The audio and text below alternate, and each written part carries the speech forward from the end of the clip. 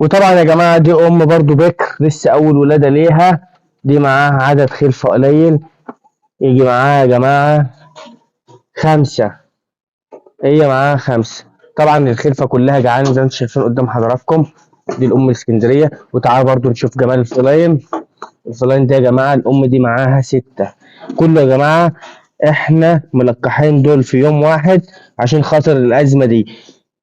طبعا كده شفنا الأم التانية معاها رقم 6، دي معاها 5 أرانب. ودي يا جماعة رقم 7، دي معاها 6 أرانب.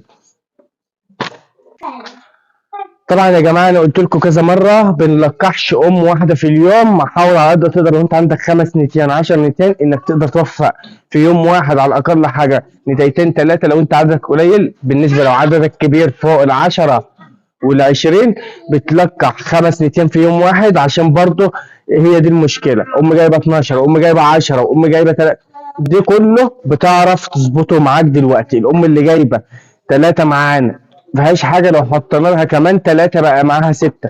الأم اللي معاها 8 نشيل من دي واحد ودي واحد يبقى معاها 7. نظبط الدنيا على كده عشان كل الخلفة.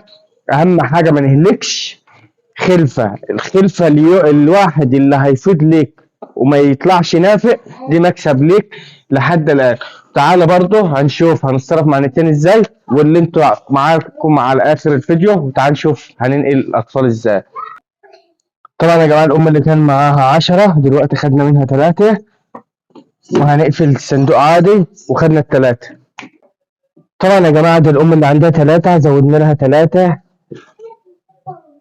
اهوت يا جماعة، ودفينا الأطفال. وهنرجع برضو نوازي من النتيان التانية